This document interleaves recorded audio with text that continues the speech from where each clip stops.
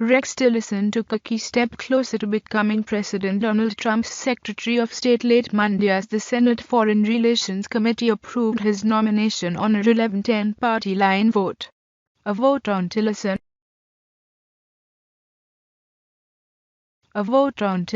by the full Senate may not come this week, given that both parties are set to depart the Hill for policy retreats on Wednesday.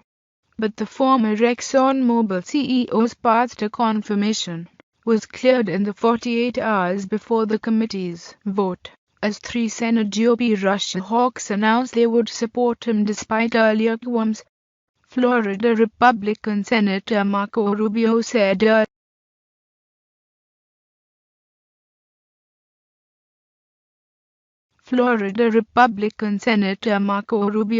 early Monday he would vote yes to ensure the confirmation wasn't unnecessarily delayed or embroiled in controversy, while Sens. John McCain of Arizona and Lindsey Graham RSC jointly announced their support for Tillerson on Sunday. Foreign Relations Chairman Bob Corker of Tennessee said,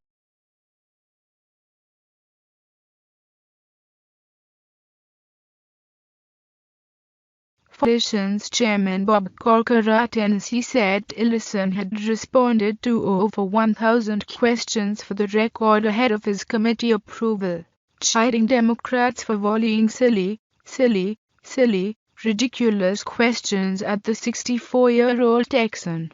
Still, the committee's top Democrat Maryland Senator Ben Cardin asked that more time be given for Tillerson to answer questions before a floor vote.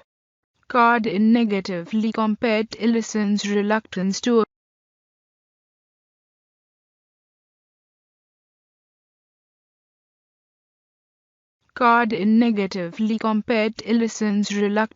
acknowledge Russian complicity in war crimes committed during the Syrian government's bombing of rebels to the open acknowledgement of Russia's culpability that Nikki Haley, Trump's pick for UN ambassador, offered during her confirmation hearing. Tillerson personally accepted an Order of Friendship award from Russian President Vladimir Putin, and forged close alliances with Putin's government to ink $1 billion Arctic development deal in 2011. Spicer to press: our intention is never to lie to you. Spicer: our intention is never to lie to you. By Nolan D. McCaskill. I did not see that commitment globally to advocate for human rights and good governance that I'd like to see from a prospective Secretary of State, Cardin said.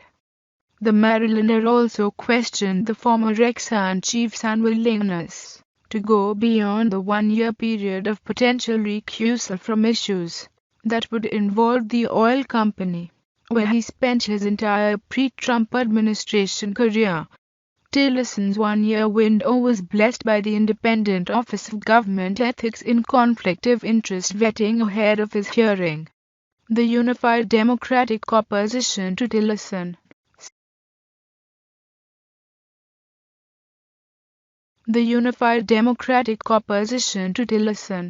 suggests that debate ahead of his final confirmation vote is likely to be a drawn-out affair as the minority presses its concerns about Trump's friendly posture towards Russia and other foreign policy flashpoints.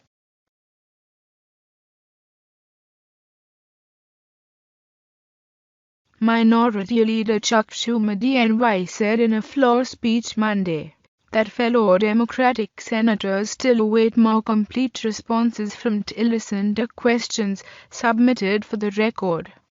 Democrats are not stalling nominations just for the sake of it, Schumer said. This is not for sport. Schumer and Cardin are joining McCain and Graham on a bipartisan bill that would force Trump to seek congressional approval before moving to ease sanctions against Moscow. Other Democrats pointedly returned to Tillerson's stumbles during his marathon confirmation hearing, where he admitted he and Trump had not yet spoken about Russia policy, and portrayed Exxon's work to derail sanctions proposals as a lack of direct lobbying against them.